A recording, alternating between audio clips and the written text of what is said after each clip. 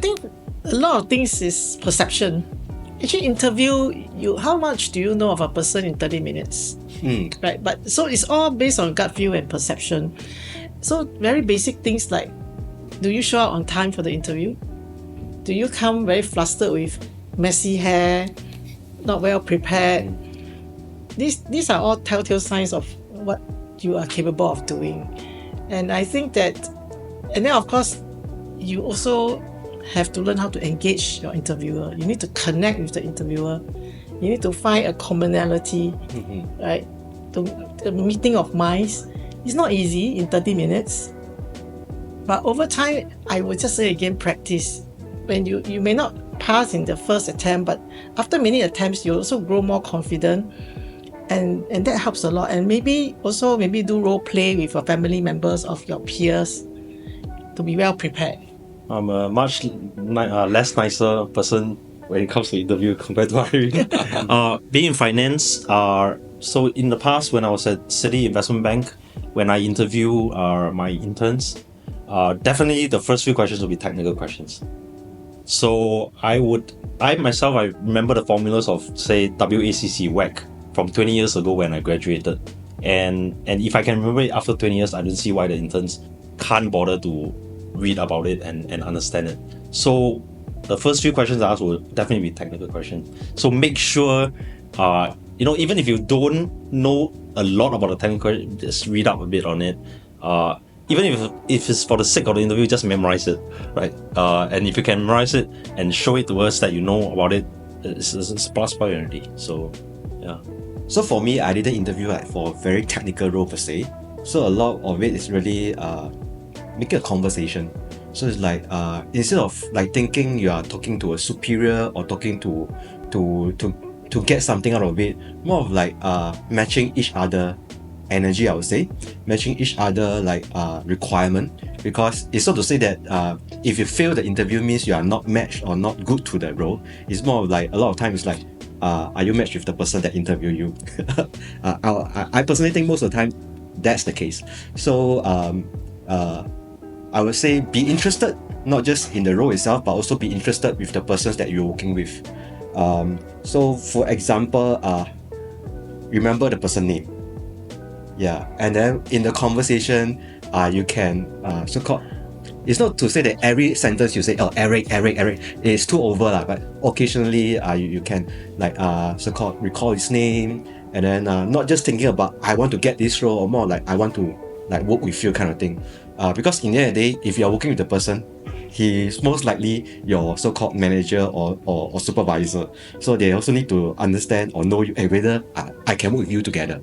Yeah, so it's more of like matching the energy, I would say. Yeah.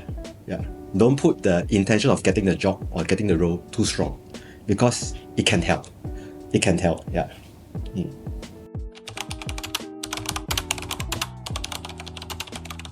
It's a very telltale question that whenever we ask, employees always like to ask, what is your weakness? And then sometimes we can see the quality of the answers that come out.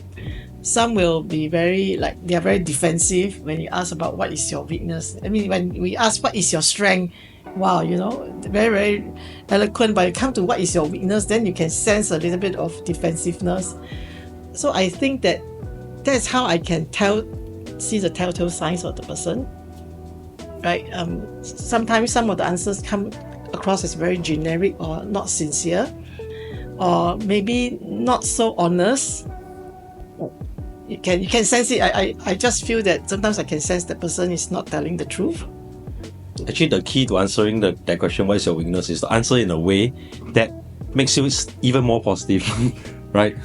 Oh, what's your weakness? Oh, I pay too much attention to details, it's a good trait, but I spend a lot of time doing things. So that's a way to answer that, it appears to be negative, but actually it's quite positive, right? So I've heard that also, but after a while, if you memorize a lot of these answers and comes to it, then it can sound too memorized. Yeah, I agree. How much in detail you share with the person interviewing you? Is there like a so-called when talking about weakness, right? Yeah, attention too much in details. is there specific situations that you find yourself understanding your own weakness, like, or is there a process?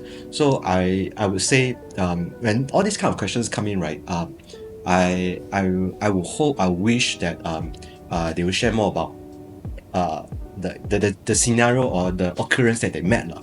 So for example, I run a campaign, and in this marketing campaign, I put too much details into the so-called maybe the words and stuff, but in the end I missed the purpose of getting new leads, kind of thing. So it's like lesser like generic stuff, but more of like the situations that put you under, and then you can share with me like your process, how you like get over it, or even if you haven't get over it, yeah, you say I'm working on it, kind of thing.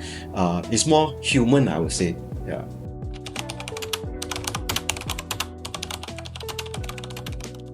So I realized that it's very common, in fact, that I always send in for a surprise, which is why these days I insist that I want to meet the person, see the CV, I have a certain perception.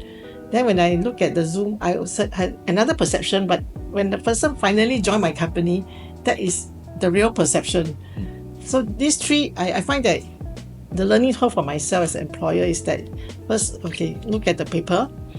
Then later on, you have to engage. Like what is that the kind of vibes things? You cannot experience that through a Zoom meeting, right? So you just really need to feel for yourself what it is. Yeah, I've had candidates whose CV looks stellar, but then when it comes to talking, speaking with the interviewer, and then you start to get very nervous and starts to sweat and starts to stumble and stutter.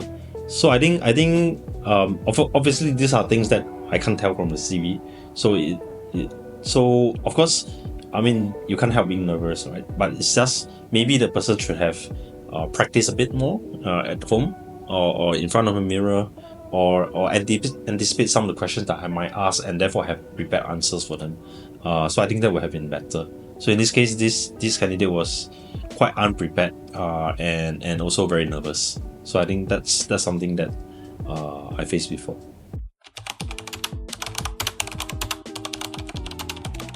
If you ask me, any things that internship or intern specific should prepare, I would say it doesn't differ much like looking for a job. It doesn't differ much from looking for a partner. Actually, it's really be you yourself. Yeah. And yeah, like what you say, competitive like internship role, right? Sometimes I personally feel it's really by luck. It's really by luck. You just be there, be yourself, show up, be the best you are. Yeah, that's the best you can do lah. Most of the students don't know what they want to do. It is a question I always ask my interns. So what do you want to do? Because so then I can tailor the work to suit more of what they hope to become in future, right? But most of the time I get back the answer, I don't know what I want to do. I'm just trying this out so that I know whether I want this or I don't want this. So it's a question, especially for the first year undergrads or second year, where they're still taking generic modules and not specialized in a certain specialization yet. Most of the time they have no idea, right? So it's so difficult for them to tell you exactly what they want, because they themselves don't know. And frankly, I was like that as an undergrad too, right? I had no idea. But then I was lucky, I got my internship, I got my first job, and I liked it. So that's why I carried on. Yeah, but it is a problem. I think most undergrads don't know what they want to do, but maybe based on your character, based on what you think you like to do or not like to do, at least maybe have a preference, so that you can aim towards that direction. Because you can't do an internship in logistics and then finance and then HR and then marketing. It's just too broad, right? So you need to have to focus somehow. NUS has this mentorship scheme. So go and capitalize on that, because the mentorship scheme, there are mentors who are from the alumni community, and they are different practitioners. Like three of us, we can be mentors. We're open to mentorship to students. And mentorship is actually it's a very low risk kind of thing that you can do, because you can make mistakes with your mentor. And then the mentor can maybe give you advice about how interview tips, or career advice or things like that, or connect you with people whom they think it will be useful to you. So I think that try to go and look at for mentors and capitalize on this NUS mentorship scheme.